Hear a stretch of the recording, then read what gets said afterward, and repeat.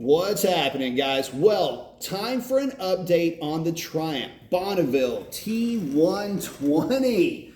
Oh, what a good looking motorcycle. So, just wrapping up the tune, I was really nitpicky with how I was making the adjustments for the throttle mapping, and it is finally, in my opinion, absolutely perfect. This bike absolutely rips with very few performance modifications. It's got a British Customs X-pipe, a DNA filter with the snorkel removed and the grommet removed. That's it. But the bike really does rip. And I gotta tell you guys, it is a riot. This thing, stoplight to stoplight, is a real dragster. It's a real hot rod. But one thing that this bike has done for me personally is it's humbled me, especially when it comes to my skill set as a rider. See, coming from a sport bike background, really over the last 25 years, sport bikes, they do a lot of the work for you. They sit you in the right aggressive position. They have your weight over the front tire so that you've got just the right balance coming into, through apexes, and out of corners. They are incredibly flickable. All of the things that come with sport bike life, right? Well, motorcycles like this, they don't have any of that. And really, this is a true old school motorcycle in the way that you would expect the geometry of the bike, the rider triangle, the power delivery, the feedback, all of it in this motorcycle. It truly is old school. Now, there are bikes that look like an older bike. The first one that may come to mind would be the Kawasaki Z900 RS. But in reality, that is a motorcycle with modern underpinnings with styling that is reminiscent of an older motorcycle.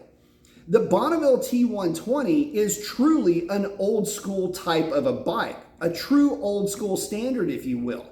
And so sporting really isn't part of what it does. But to get the bike into sporting situations is really rewarding. Having this motorcycle over on its side does take some commitment, a little bit more courage, and a lot more work than a modern sport bike. It steers heavy. It is heavy. The brakes, well, it's got great brakes, but it needs great brakes because the weight, well, you got to plan your stopping a little bit in advance. There's a lot about this motorcycle that is so rewarding to ride because of all the excessive, it would seem, feedback that you get from this bike.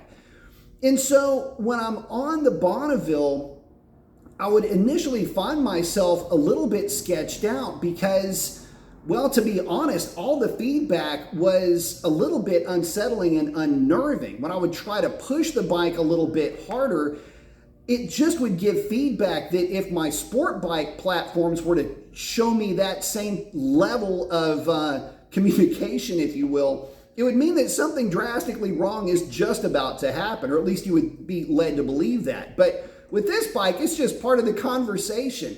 And so the more time I've been able to spend with the Bonneville, the better it's made me when I'm riding, say, the Z900 RS Cafe or the Daytona. And it's really built up a lot of confidence in me. And I have to admit, I feel like I was a little bit sheltered, or maybe not sheltered, but I would have loved to have had an experience earlier on in my motorcycling life with motorcycles like this.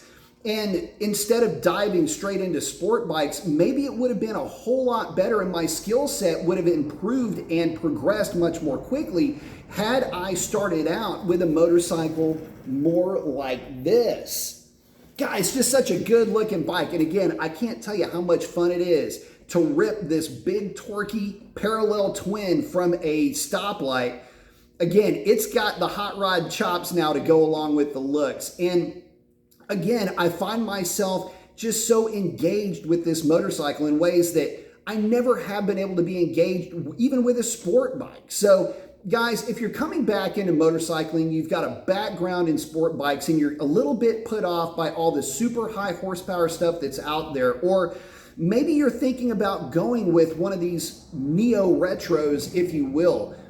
There are bikes that look the part, then there are motorcycles that are the part. And the T120 certainly walks the walk and talks the talk. I would argue, though, that it does need a little bit of tickling of the ivories in terms of tuning in some performance parts to really get the bike to perform the way that you may want it to. But you will be rewarded with a riding experience that is unlike any other motorcycle that's made today, and I think it's going to make you better for it in the process. With that, guys, post up your comments. Let me know what you think. I will leave you with that look, and we'll catch you on the next one. That's a wrap. Adios.